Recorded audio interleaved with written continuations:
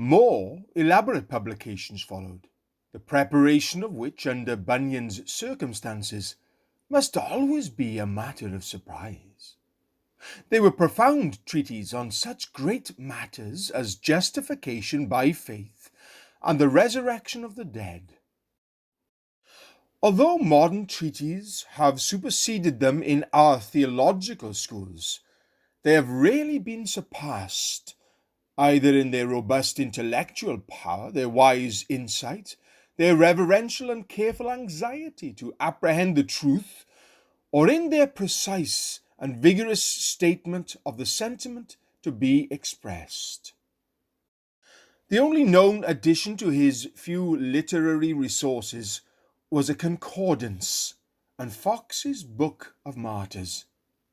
His only place for writing was the common cell, in which the interruptions were incessant and the conveniences none at all. The tone of these prison compositions was to a large extent controversial, and in some cases the controversialist was ungenerous and harsh.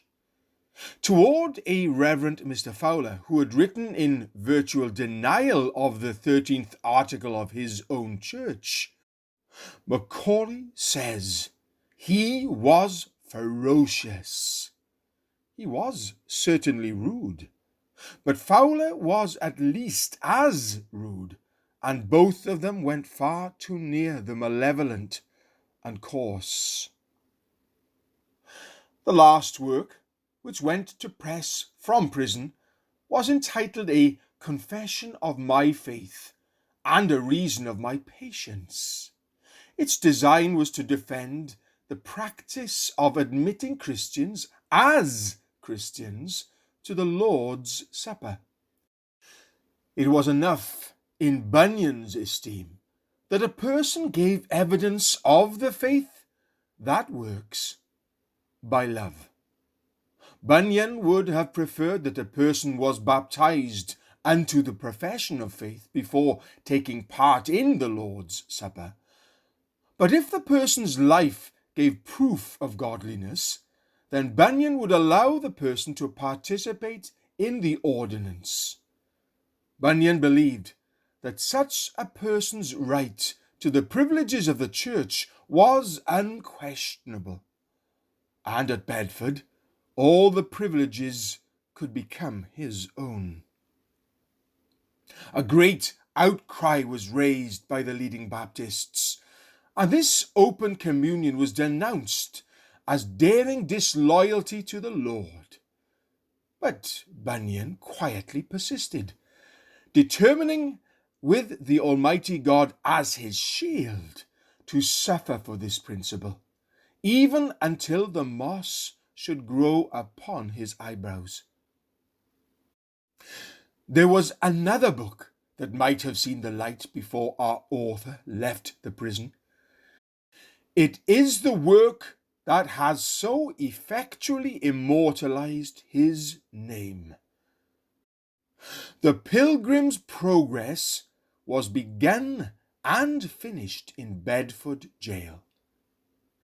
It came to him almost without an effort, imposing itself in its unrivaled and unnumbered excellencies of sentiment and style, with all the gentleness of a dream. He was in the act of writing another work when he fell suddenly into writing this. 20 ideas came to him, and before he had put them down, 20 more came. He set his pen to paper with delight. As he wrote, the matter came, and as he was still writing, still more came, until at its length and breadth and extent he was both gratified and amazed. He had kept the subject entirely to himself. He had received no help from a human soul. He had gotten no material from the stores of other times. He had caught no inspiration from the glorious sound of many waters, from the gorgeous spectacle of oriental heavens, or from the sublime solitudes and the more sublime silence of the everlasting hills. He was the occupant of a den, and he had always been a dweller amid the flats of the sluggish and sleepy Ouse River. But to his unspeakable enjoyment, he had brought his main character Christian through marvellous changes by the Delectable Mountains, through the land of Beulah, and into the paradise of God. Manner and matter, too, were all his own, nor was the book made known to any mortal till he had finished it. In the jail was a Mr. Marsom, through whose family it had been reported that Bunyan read the Pilgrim's Progress to his fellow prisoners with a view to their opinion as to whether it should be published or suppressed. There was nothing like unanimity. Some said, "John, print it." Others said, "Not so." Some said, "It might do good." Others said, "No." Mr. Marsom went over the manuscript carefully by himself, and then recommended that it should be sent to press without delay. The discouragements, however, prevailed, and it was not published until 1678. Its popularity then was immediate and immense. Within 10 years, 12 editions had been published, and in England alone 100,000 copies had been sold before Bunyan died. From that time to this, it has been a foremost book. It has been quoted on the stage. The characters of romance novels have turned it to account.